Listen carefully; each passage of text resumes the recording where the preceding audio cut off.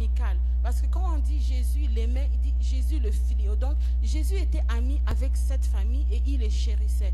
Au point où, plus haut dans les évangiles, il est parti chez Marthe et Marie et elles lui ont fait à manger et elles étaient là. Marthe s'agitait alors que Marie était au pied de Jésus et Jésus lui a dit c'est elle qui a choisi la bonne part, celle qui ne le sera point ôtée. Donc il était assez familier avec cette famille, il était assez familier avec Lazare, avec Marthe et avec Marie. Donc automatiquement, connaissant que Jésus a un grand ministère, quand leur frère est tombé malade, ils ont envoyé quelqu'un dire à Jésus, Lazare est malade. Et la Bible dit aussi qu'après avoir écouté, après qu'on lui ait annoncé cette maladie-là, Jésus a répondu quelque chose de particulier. Il a dit, cette maladie n'est point à la mort, mais elle est pour la gloire de Dieu. En d'autres termes, ça veut dire que cette maladie-là ne va pas le faire mourir, mais elle va servir pour faire éclater la gloire de Dieu. C'est une réponse un peu bizarre parce que quand on vient t'annoncer à quelqu'un qui a un puissant ministère de guérison, mon frère est malade, la seule chose qu'ils auraient aimé, c'est que les messagers rentrent avec Jésus en Béthanie pour guérir Jésus. Mais ça ne s'est pas passé ainsi. Je vais expliquer le contexte. Jésus a commencé son ministère en Galilée. Il a fait beaucoup de miracles en Galilée et dont des résurrections dont je vais revenir plus tard. Et quand il a fini en Galilée, il est maintenant venu vers Jérusalem pour continuer son ministère. Mais il traînait à Galilée, pourquoi? Parce que la Bible dit dans Jean 7 que les Juifs qui avaient entendu la renommée de Jésus depuis la Galilée voulaient le faire mourir en Judée. Donc je vais expliquer. La Galilée et la Judée, c'est comme si moi je suis à Trois-Rivières et il y a des gens qui sont à Nicolet et d'autres qui sont à Bécancour. Maintenant dans Bécancour, il y a des petites villes. Dans Trois-Rivières, il y a Cap-de-la-Madeleine, il y a Trois-Rivières-Ouest et ainsi de suite. Donc Jésus, quand on est venu lui annoncer la mort de Lazare, il était à Jérusalem en Judée.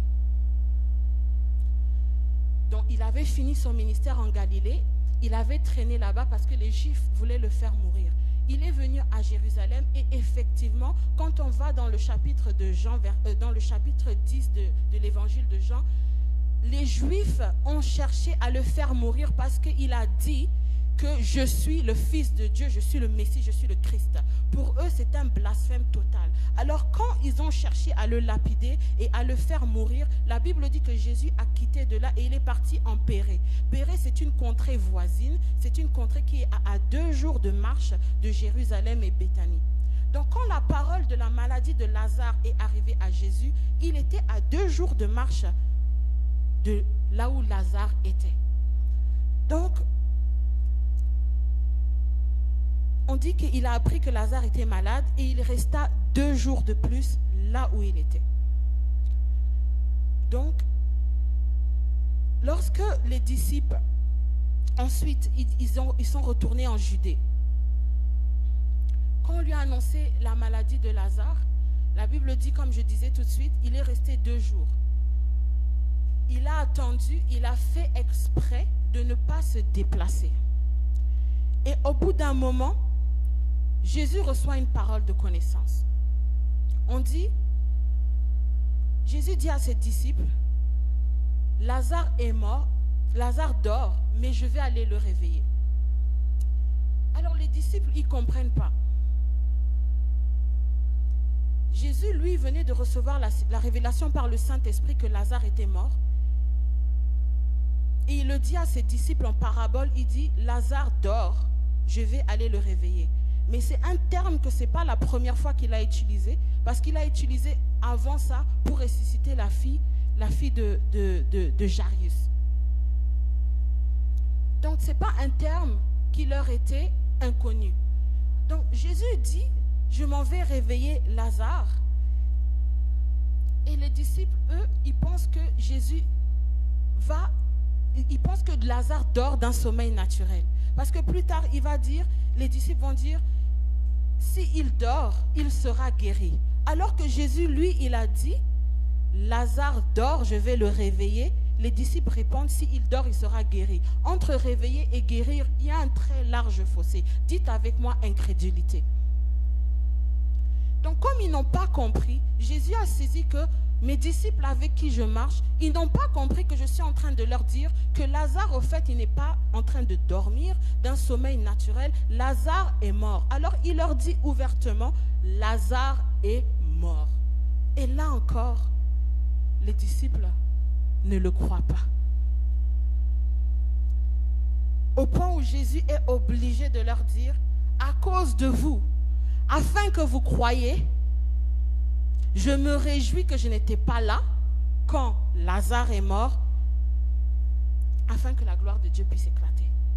Donc les disciples étaient incrédules à un point que Jésus pouvait faire quelque chose dans la vie de Lazare, que eux ils pensaient que Jésus va simplement aller les guérir. Et cette incrédulité-là n'a pas commencé maintenant, parce que la plupart des gens qui marchaient avec Jésus, marchaient avec lui, le voyaient faire des miracles, mais quand une situation se présentait, ils avaient toujours des doutes de la capacité de Jésus de régler le problème. Donc on va continuer l'histoire. On dit, alors Jésus, il est en train de dire que allons réveiller Lazare. Un autre incrédule survient qui s'appelle Thomas. Thomas, c'est la même personne qui, quand Jésus est mort et qu'il a apparu à ses disciples, il a apparu à 11 personnes qui ont témoigné que nous avons vu Jésus en chair et en os. Thomas a dit, je ne crois pas. Si je ne le vois pas de mes propres yeux, si je ne touche pas ses mains percées, je ne croirai pas que Jésus-Christ est ressuscité. C'est le même Thomas ici qui est au verset 16 du chapitre 11 de Jean. Il dit, allons-y. Jésus dit, allons, je m'en vais réveiller Lazare. Il dit, non, allons-y mourir avec Jésus. On va mourir avec lui. Pourquoi il dit mourir avec lui? Parce que rappelez-vous qu'ils sont en Pérée, ils sont à 2 jours de marche de Jérusalem. Et Jérusalem, c'est le lieu où les Juifs voulaient tuer Jésus. Donc Thomas, Jésus lui dit, on va ressusciter Lazare. Lui, il ne voit pas ça. Tout ce qu'il est en train d'entendre, c'est qu'on va en Jérusalem se faire lapider par les Juifs avec Jésus. Donc, on va mourir avec lui en même temps. Encore, dites avec moi, incrédulité. La Bible dit, dans le verset 17, Jésus étant arrivé, trouva que Lazare était déjà depuis 4 jours dans le sépulcre. Donc, il était en Pérée. Quand il a entendu l'annonce de la mort de Lazare, il est resté 2 jours. Et ça prend 2 jours pour repartir en Béthanie, là où Lazare est mort. En tout, nous sommes à 4. Je vais replacer quelque chose dans le contexte. Dans l'ancienne culture juive, dans les croyances, les Jérusalem avait plusieurs partis politiques, on va dire. Les pharisiens, les sadduciens, et ainsi de suite. Il y avait ceux qui croyaient en la résurrection des morts et il y avait ceux qui ne croyaient pas en la résurrection des morts. Donc maintenant, ceux qui croyaient en la résurrection des morts, les croyances populaires de l'époque disaient que lorsque quelqu'un meurt, son âme reste 3 jours au-dessus de son corps. Après 3 jours, il va s'en aller dans des lieux. Donc techniquement, là, après 4 jours, il est impossible pour un pharisien, ou bien les membres, on les appelait des sectes à l'époque, des sectes qui croyaient à la résurrection. Après 4 jours, pour eux, c'est impossible de ressusciter un mort parce que l'âme n'est plus là.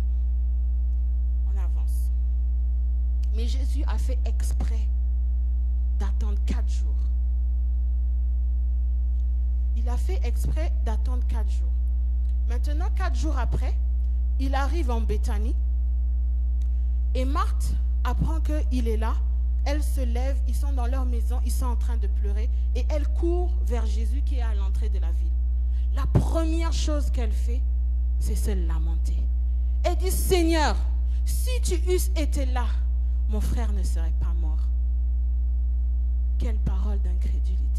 On sait que la renommée de Jésus était répandue dans toutes les contrées, dans Jérusalem, dans la Judée, dans la Samarie. On entendait dire qu'est-ce que Jésus faisait. Ils étaient amis avec Jésus, donc ils connaissaient toutes les histoires de Jésus, toutes les histoires de miracles, toutes les histoires de résurrection, toutes les histoires de guérison.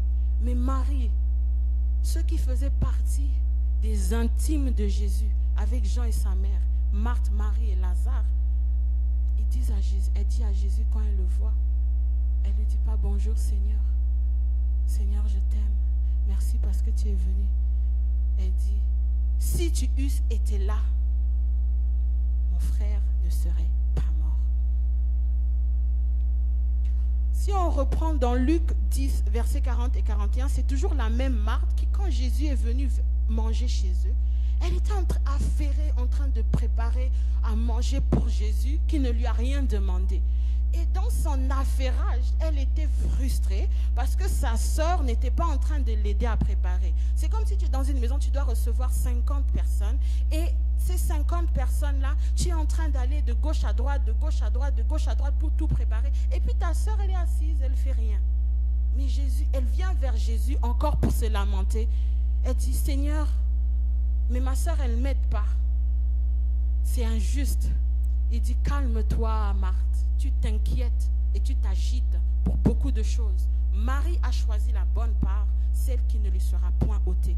Donc quand Marthe est venue voir Jésus et qu'il l'a accusé, c'est-à-dire qu'il s'est lamenté que si tu avais été là, mon frère ne serait pas mort, ce n'est pas une réaction qui devrait nous étonner, parce qu'on a déjà vu plus haut que Marthe était quelqu'un aussi qui était un peu agité et elle ne croyait pas à 100% à qu'est-ce que Jésus pouvait faire. Elle n'est pas restée aussi au pied de Jésus pour boire ses paroles. Elle était affairée à faire des choses que le Seigneur ne lui a pas demandé de faire. Alors on continue. Jésus, quand il entend ces paroles, il lui dit, ton frère va ressusciter. Elle dit, oui. À la fin des temps, à la résurrection des morts, je sais que mon frère va ressusciter. Parce que c'est les croyances. Il dit non, je suis la résurrection et la vie. En d'autres termes, je suis celui qui ressuscite et je suis celui qui donne la vie. Est-ce que tu le crois? Elle dit, oui, je le crois. Je crois que tu es le Fils de Dieu. Où est le rapport avec la réponse que Marthe lui a donnée à Jésus à la question que Jésus lui a posée? Jésus lui demande, est-ce que tu crois que je suis la résurrection et la vie, que je peux ressusciter ton frère, pas à la fin des temps, mais maintenant? Et puis Marthe répond, oui, je crois que tu es le Fils de Dieu. Ça n'a pas rapport. Elle aurait dû répondre, oui, je crois que tu peux ressusciter mon frère. Allons à sa tombe. Mais elle n'a pas fait ça. Elle a laissé Jésus là. Elle a dit, bon, mon cas est grave. Moi, je n'ai pas réussi à lui persuader que Lazare est mort. Il n'était pas là pour venir pleurer avec nous. Je vais aller chercher Marie. Alors, elle va chez elle, elle prend Marie. Et elle dit à Marie dans l'oreille, Jésus est là, il te demande. Marie, tout de suite, elle se lève, elle accourt vers Jésus. Mais elle fait quelque chose d'un peu différent. D'abord, avant de se lamenter, elle se jette à ses pieds. Donc déjà, Marie avait développé une intimité et une communion avec Jésus. Parce qu'au moins avant de se lamenter, elle s'est mise à genoux en signe d'abandon. Et puis elle a dit, si tu eusses été là, mon frère ne serait pas mort. Oh,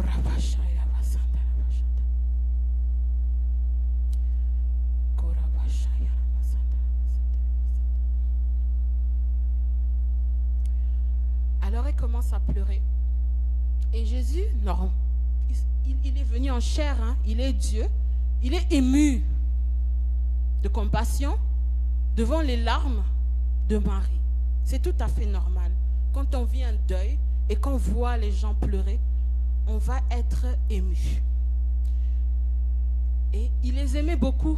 Il aimait beaucoup Marthe, il aimait beaucoup Marie, il aimait beaucoup Lazare. Donc ça lui faisait quand même un peu de peine que de voir Marie dans une telle désolation. Et là, l'histoire devient intéressante. Jésus, après les avoir regardés, après avoir été ému, il dit, où est-ce que vous l'avez mis? Et on lui a répondu, viens et vois. Et quelqu'un va me lire Jean 11, verset 35. Qu'est-ce qui se passe lorsqu'on a dit à Jésus, viens et vois? Il arrive devant la tombe de Lazare avec tous ses disciples qui sont en train de se lamenter, qui sont en train de pleurer. Qu'est-ce que Jean 11, 35 dit? Jésus pleura. Oh. On va encore faire un zoom de contexte. Jésus avait déjà fait devant ses disciples beaucoup de miracles. Si on parcourt les évangiles avant la mort de Lazare, Jésus avait transformé l'eau en vin aux noces de Cana. Jésus avait guéri à distance l'officier, le fils d'un officier royal. C'est-à-dire, il y avait un officier de l'armée royale. Son fils était mort. Et puis, il est venu vers Jésus. Il a dit, mon fils est malade. Et pendant qu'il allait, le fils est mort. On lui dit, mais arrête, Ça ne sert à rien que tu pendant qu'il n'était pas mort, il était malade, c'est ça. Et puis il va vers Jésus et Jésus lui dit, vas-y, ton fils est guéri. Et à l'heure même où il avait parlé, quand il est retourné et qu'il a vu ses servantes et ses serviteurs, on lui a dit, c'est à l'heure où Jésus a dit, il est guéri, que son fils a été guéri. Donc ça veut dire que les gens savaient que Jésus peut guérir à distance. Mais comment se fait-il que on dit Lazare est malade et tout le monde se lamente? Personne ne dit mais Seigneur, guéris-le à distance. Dites avec moi encore incrédulité. Jésus a guéri le paralytique dans la piscine de Bethsaïda. Lui, ça faisait des années qu'il n'arrivait pas à se jeter dans l'eau quand l'ange descendait pour agiter les eaux. Jésus est venu, lui a fait grâce, le paralytique a marché. Jésus a multiplié les pains, tout ça devant ses disciples. Jésus a ressuscité la fille de Jairus. Jésus a ressuscité la fille de Jairus. Il a ressuscité le fils de la veuve de Naïn. Et à chaque fois, surtout quand il faisait une résurrection, la Bible dit que le bruit se répandait dans toute la contrée. Donc il n'y a pas quelqu'un en Judée. Dans Judée, il y a la ville de Jérusalem, il y a Béthanie, tout ça. En Galilée, il y a Capernaum, il y a Cana et ainsi de suite. Après, il y a Pérée. Pérée, c'est le lieu où Jésus s'est baptisé. Donc, c'est comme si on est Nicolet, Bécancour et puis Trois-Rivières. Tout ce monde avait entendu parler de qu'est-ce que Jésus faisait. Parce que la Bible dit que Jésus allait de lieu en lieu, faisait du bien, il chassait les démons, il guérissait les malades, il ressuscitait les morts. C'était son ministère. Mais comment se fait-il que personne n'a cru que Jésus pouvait ressusciter Lazare dans son entourage? La Bible dit dans Jean 7 que ses propres frères, ils lui ont dit quitte la Galilée. Là, c'est là où il est né. En Galilée, il y a Nazareth. Quitte là parce qu'on ne te croit pas trop. Va en Jérusalem parce que là-bas, au moins, les gens ne te connaissent pas, ils vont te croire. La Bible dit c'est parce que les frères de Jésus, c'est dans Jean 7. Hein? Jean 7, le verset 1 à 5, vous allez trouver l'incrédulité des frères de Jésus. La Bible précise très bien que, or, les frères de Jésus ne croyaient pas en lui. Donc, ce n'étaient pas les seuls qui ne croyaient pas en lui. Même ses disciples qui marchaient avec lui chaque jour, ils le croyaient, mais il y a quelque chose qui ne fonctionnait pas dans leur foi. C'est comme si nous, aujourd'hui, Jésus nous apparaît ici. Oh, Seigneur, on va lui dire, on sait qu'il va exaucer toutes nos prières. On va pas, s'il me dit, si quelqu'un meurt, mon frère meurt là-bas, et il me dit, ton frère va ressusciter, mais je vais crier de joie. Je ne vais pas dire, oh non, il dort. Il va se réveiller parce qu'il est malade, il s'est endormi. Non, dites avec moi encore, incrédulité. Donc, tout le monde en Galilée connaissait les œuvres de Dieu que Dieu faisait au travers de Jésus-Christ. Donc, la Bible dit dans Jean 11, 35, Jésus pleura. Pourquoi Jésus pleure? Jésus a pleuré à cause de l'incrédulité de ses serviteurs. Parce que dans le chapitre qui suit, Jésus va annoncer à ses disciples que je vais mourir, on va me tuer, je vais mourir pendant 3 jours, la mort ne va pas pouvoir me retenir et je vais ressusciter. Maintenant, il voulait les préparer à croire en sa résurrection. Et on sait très bien que quand Jésus est mort, personne n'a cru qu'il était ressuscité. C'est les femmes qui sont allées à la tombe, qui ont vu le tombeau ouvert et qui ont cru à la résurrection de Jésus. Quand elles sont allées annoncer à Jean, ils n'ont pas cru. Ils ont couru pour dire, il faut qu'on voie. D'abord, même quand on était en train de crucifier Jésus, quand on était en train de le lapider, ils ont tous fui. Alors que Jésus venait de leur dire, on va me lapider, on va me frapper. Oh, Rabashaya. On va me frapper, on va me tuer, mais je vais ressusciter le 3e jour. Ils n'ont pas cru. S'ils avaient cru, comme Marie, comme Jean, ils seraient restés là. Ils auraient pris part aux souffrances de Jésus. Ils ont fui. Ils sont partis. Ce n'est que quand Jésus est rentré dans sa gloire qu'il a commencé à apparaître aux gens, que ses autres disciples ont cru. Et encore est resté un Thomas qui a dit, il faut que je voie pour que je croie. Alors retenez cette phrase. La foi est attachée à la vue. Pas la vue physique, la vue spirituelle. Continuons. Donc,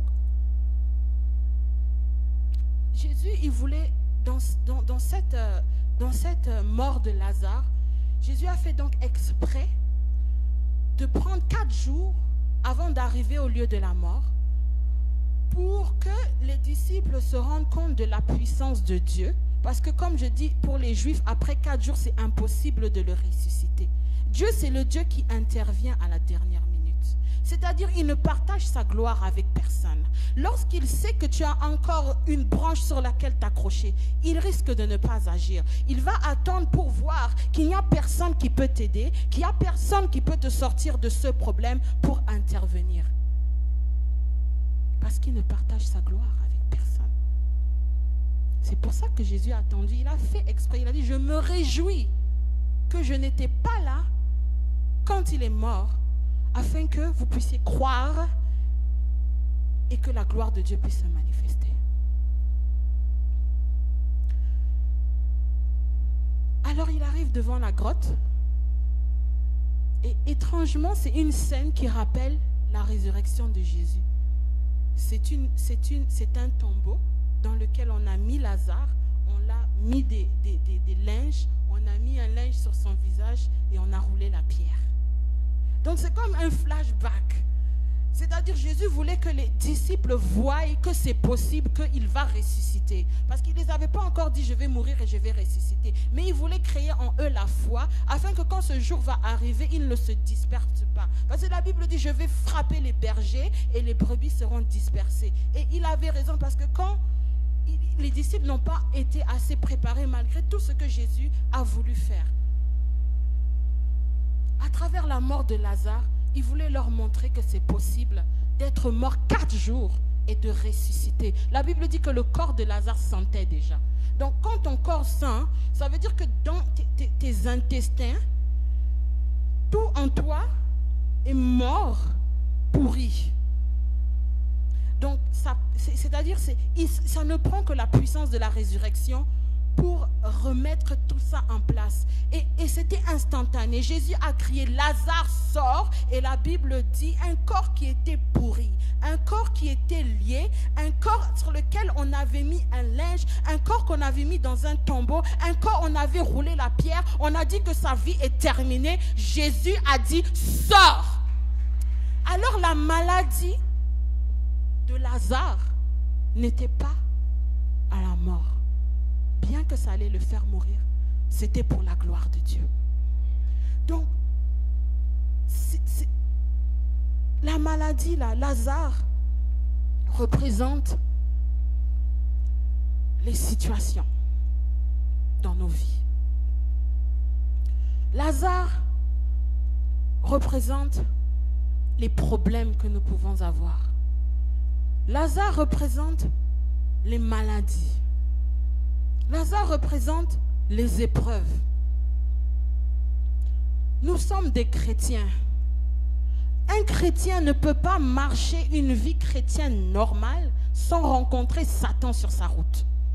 C'est que ta marche chrétienne est douteuse. Les épreuves sont des choses qui sont nécessaires pour nous servir de marchepied, pour aller de gloire en gloire avec le Seigneur. Les épreuves produisent en nous un témoignage. Lorsque Lazare est ressuscité, beaucoup de personnes se sont converties parce que c'était un témoignage. Et ce témoignage-là a apporté la conversion d'un grand nombre de personnes. Donc déjà, les personnes qui étaient là et qui ont témoigné de la résurrection de Lazare, ils ont cru au Seigneur Jésus. Mais plus tard, partout où Lazare passait et les gens le voyaient, ils disaient, c'est pas lui que Jésus a ressuscité. Il se convertissait. Donc ton témoignage est est une arme puissante dans la main du Seigneur. Arrête de te lamenter lorsque tu traverses des épreuves. Arrête de te lamenter lorsque tu as des difficultés. Arrête de te lamenter lorsque tout va mal. Moi, je te dis, lorsque tout est en train d'aller mal, lorsque les choses sont en train de s'empirer, lorsque les choses ont l'air catastrophiques, c'est là que Dieu dit, oh Seigneur, il envoie un ange pour agiter les eaux de Bethsaïda. Lorsque la situation paraît pourrie,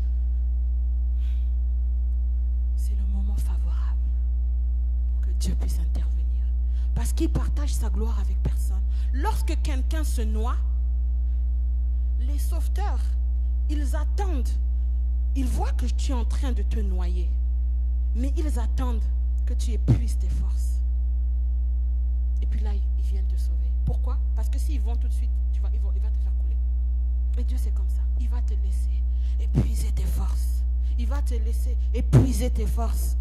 Lorsque tout va sembler, l'aide ne peut venir de nulle part. La Bible dit, le secours me vient de l'Éternel, qui a fait les cieux et la terre.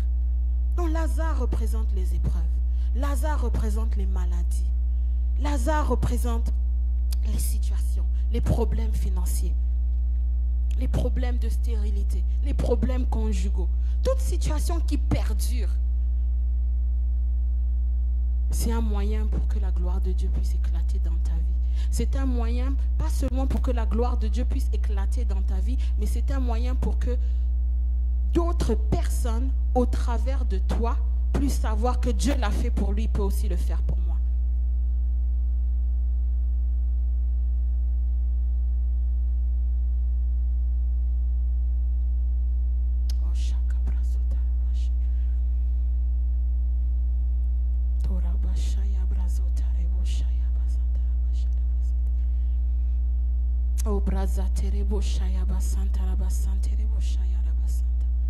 Dieu est le Dieu qui est capable de tout. Il est tout puissant. Chacun d'entre nous vit une coupe de souffrance. Jésus-Christ, il a souffert de la mort à la croix. Il a bu une coupe de souffrance pour une multitude. Toi aussi, il y a une coupe de souffrance que tu dois boire pour une multitude. Parce que ton épreuve va servir pour aider les autres qui passent par la même épreuve. Toutes les fois où j'ai traversé des épreuves, dès que l'épreuve finit et que j'ai la victoire, ça ne me fait pas une semaine, des gens se présentent à moi avec les mêmes problèmes. Mais comme Dieu m'a donné la victoire, j'ai la solution. Donc mon témoignage a servi pour la vie de quelqu'un d'autre. J'ai bu une coupe de souffrance que Dieu m'a donné la capacité de gérer, de supporter, pour qu'une autre personne ne passe pas par là. Donc lorsque nous sommes dans les épreuves, la Bible dit, réjouissez-vous des épreuves qui viennent sur votre chemin. Les épreuves sont importantes. Les épreuves sont ton Lazare, et ton Lazare doit mourir pour que Dieu puisse intervenir, pour que sa gloire puisse éclater.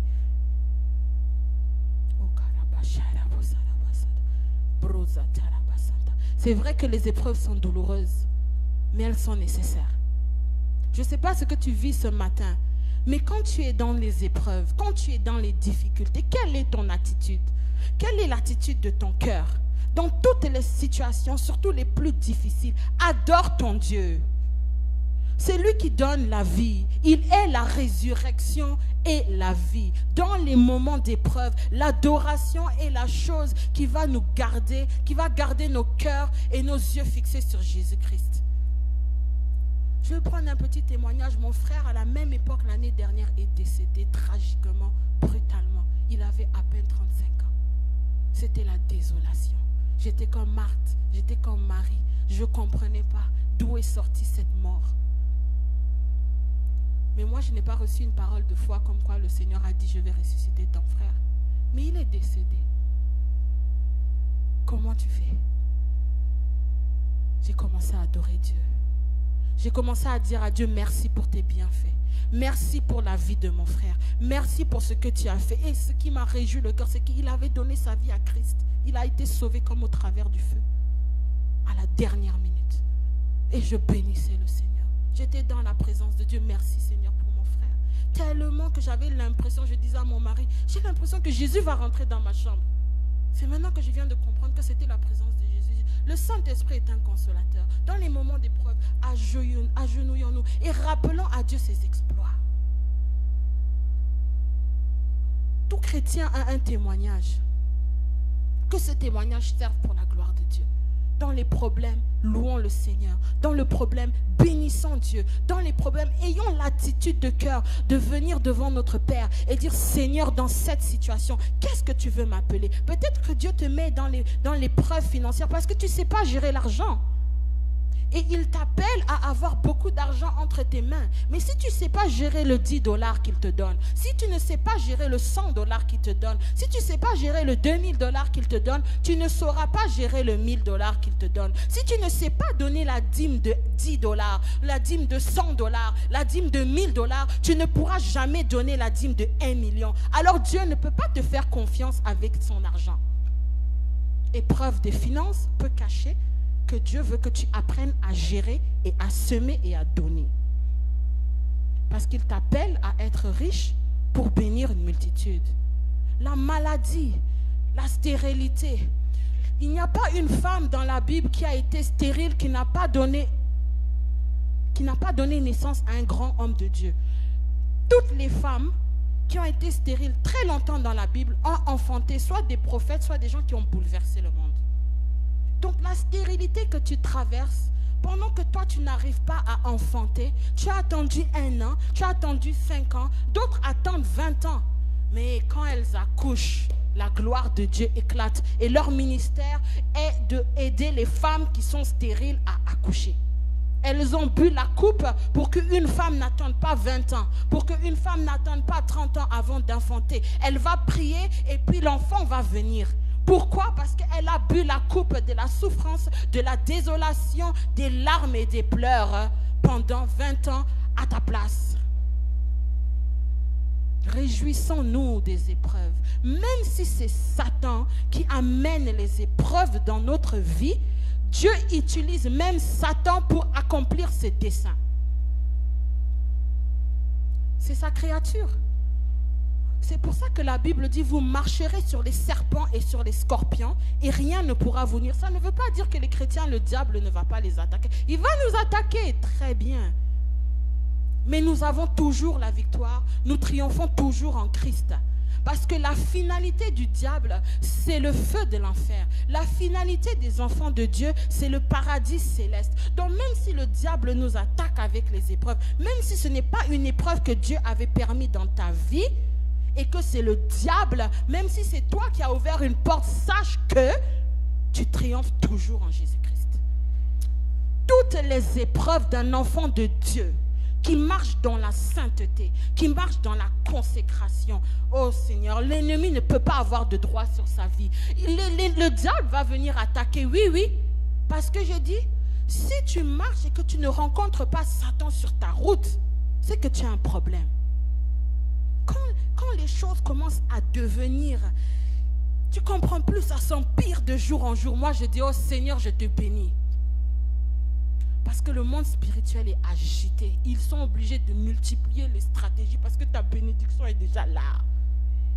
La Bible dit, marchons par la foi et non par la vue. Or, la foi est une ferme assurance des choses qu'on espère, une démonstration de celles qu'on ne voit pas. Or, sans la foi, il est impossible de voir à Dieu. La foi est liée à la vue, pas à la vue physique, mais à la vue spirituelle. Le monde dans lequel nous vivons n'est qu'une image de la réalité. Nous ne vivons pas dans la réalité. La réalité et la vérité, c'est ce qui est caché derrière le voile. Il faut que Dieu te donne la capacité de tasser le voile et puis de voir la victoire, de voir l'enfant, de voir les finances qui sont en train de se régler. Si tu n'arrives pas à voir, dans Osée, il est dit, je suis à mon poste et je regarde qu'est-ce que le Seigneur va me dire. Et puis on dit, écris la prophétie sur une table, écris-la couramment afin qu'on puisse la lire. Ça veut dire que lorsque tu te mets dans la présence de Dieu dans les épreuves, ne regarde pas ton problème. Il est là, mais c'est la réalité. Ce n'est pas la vérité. Ce n'est pas la vérité. La vérité, c'est ce qui se cache derrière le voile. Et avec l'appui de la parole de Dieu, tu tasses le voile et tu vas chercher ce qui est vrai. La Bible dit quand Jésus est mort, à la seconde où les gouttes sont tombées sur le sol, que Jésus a donné son dernier soupir, le temple a tremblé et on dit le voile s'est déchiré.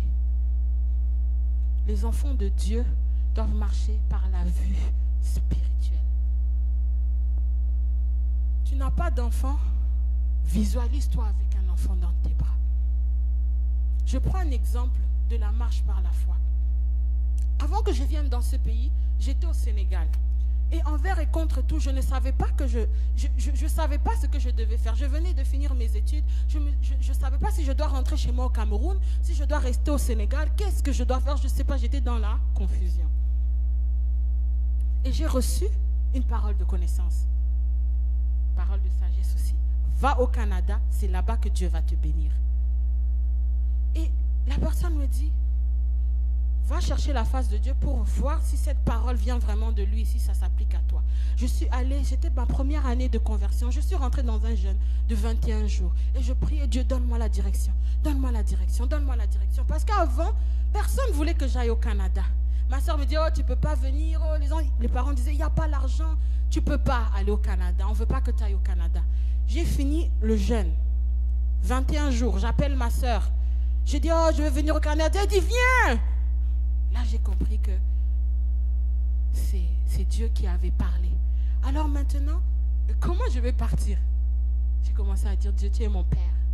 Voilà 40 000 francs, j'ai besoin de 40 000 $ pour faire mes 2 années de maîtrise. Je sème ces 40 000, multiplie-les pour qu'ils deviennent 40 000 $.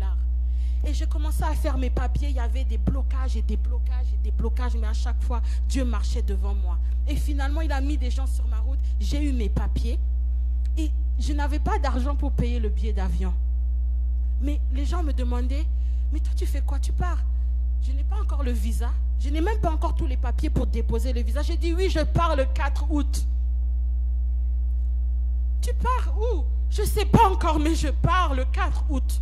Et je disais ça à tout le monde. Personne ne savait là où est-ce que j'étais en train de partir. Parce que moi-même, je ne sais pas encore vraiment. C'est comme il y avait la foi, mais avec le doute. Mais je disais, je pars le 4. Et je voulais partir le 4, pourquoi? Parce qu'il y avait l'étude biblique et je voulais témoigner avant de partir à l'église de ce que Dieu avait fait. Donc les gens me demandaient, je pars le 4. Un matin, quelque chose m'a piqué, je me suis levée. J'ai ramassé toute ma chambre. J'ai démonté mon lit, je suis allée au marché, j'ai acheté 2 gros sacs. Nous sommes à 2 mois. Hein. Je n'ai pas encore tous les papiers de mon visa. J'ai démonté mon lit, j'ai mis mes choses sur Kijiji du Sénégal. La même journée, tout a été vendu. Je suis restée avec un matelas, un drap et 2 sacs. Tu pars où? Je ne sais pas où je pars, mais je pars le 4. Et effectivement, je suis partie le 3. Quand je suis arrivée ici, quand j'ai fini mes études, j'ai totalisé la somme de l'argent que j'ai eu en termes de bourse. Mes amis, c'était 40 000 $.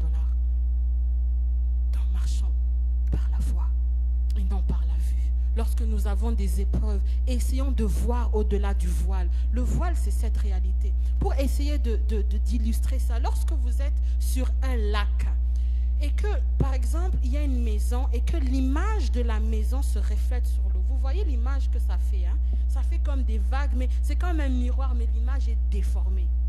En fait, le monde spirituel, là, c'est la maison que nous voyons et ce qui est déformé, c'est là où nous vivons.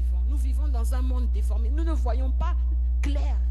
Nous voyons comme au travers d'un voile déformé. Donc nous devons aller au-delà du voile pour aller chercher la vérité, pour la mener dans notre vie. Et ça prend la visualisation. Ça prend de rester dans la présence de Dieu. Ça prend de rester dans la sainteté. Ça prend de rester dans la consécration. Regardons au-delà du voile.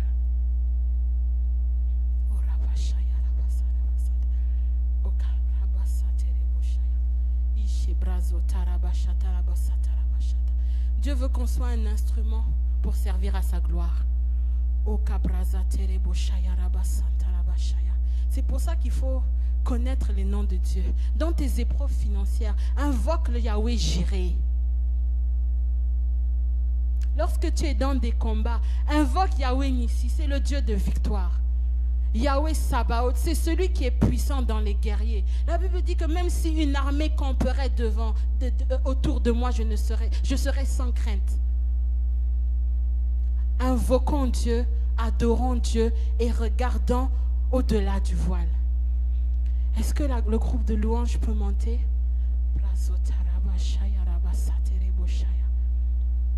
On va se lever, on va prier.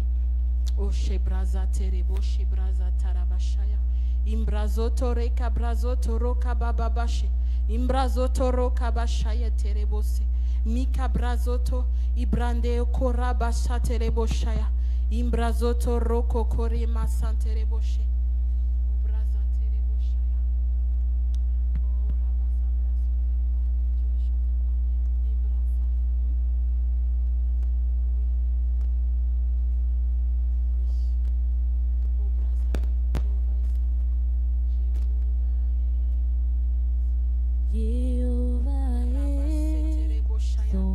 On va prier.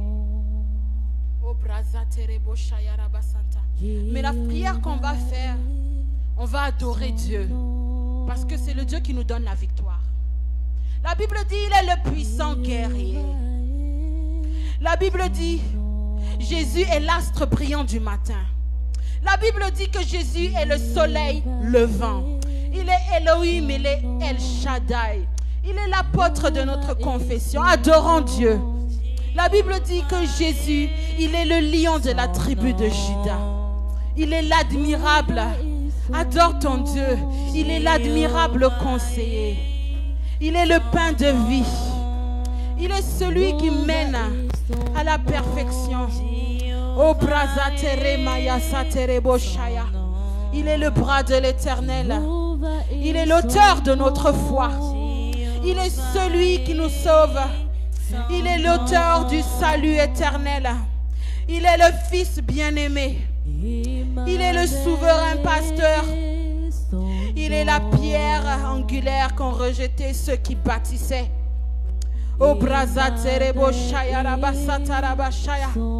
Il est la convoitise de toutes les nations. Il est l'élu de Dieu. Adorez le Dieu Tout-Puissant pour les diverses victoires qu'il nous accorde. Oh Radabo Shaya Rabashe Kerebo Saya. Oh Brazete Lebo Koroda Bashaya Nemosata. Oh le Seigneur est là. Oh Rabasete Reboshe. Il veut dire à quelqu'un que dans ton épreuve, attends, tiens bon, j'arrive, je suis l'Éternel, le Rédempteur, je suis vivant et c'est moi qui me lève le dernier sur la terre. Oh, Brazete les moya brababa. Fort dans le combat, Jéhovah est son nom. Nous disons puissant guerrier, Puissant guerrier, fort dans le combat, Jéhovah est son nom. nous disons puissant guerrier, Puissant guerrier, fort dans le combat, Jéhovah est son nom. Oh oui, Jéhovah est son nom. Il est là aujourd'hui. Jésus-Christ veut étendre sa main pour opérer des guérisons. Si tu es ici, Jésus-Christ veut guérir. Est-ce que tu as une maladie? Est-ce que tu as une douleur? Tu peux t'approcher devant. On va prier. Oh kabraza teleboshaya, imbroza telemoshaya, ibrozo tore karabababa, indereboshaya, imbrazo toro koremba baba yele, ibroza tarama yareboshe, ibrazo toro karama mama. Merci Seigneur oh Dieu, parce que tu touches ton peuple, Papa.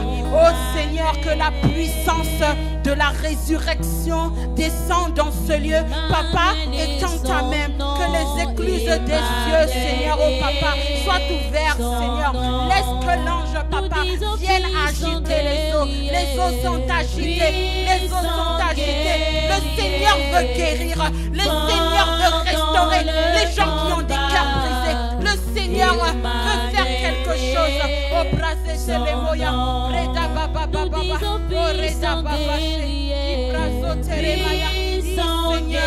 Papa, oh Dieu, tu es fort dans le combat.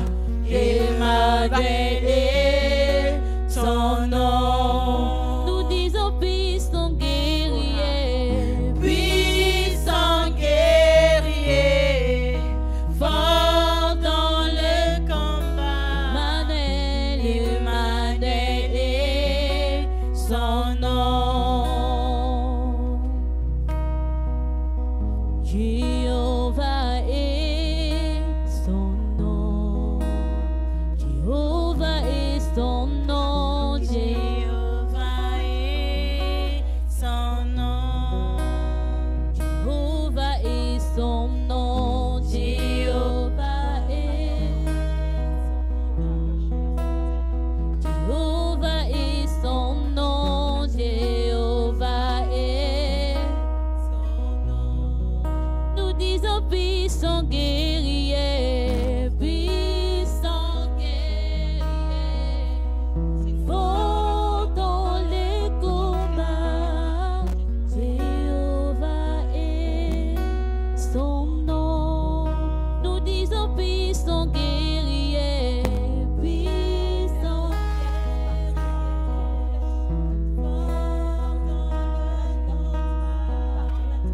Jéhovah est son nom. Jéhovah est son nom. Jéhovah est son nom.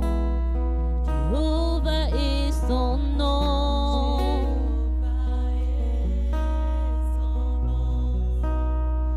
Jéhovah est son nom. Jéhovah est son nom. Jéhovah est son nom. Oh, nous disons puissant guerrier, puissant guerrier, fort dans les combats. Jéhovah est son nom. Nous disons puissant guerrier, puissant guerrier, fort dans les combats.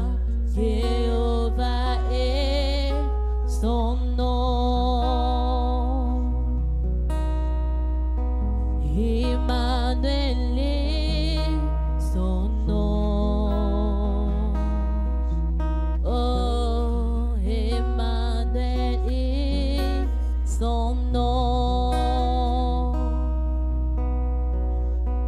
Emmanuel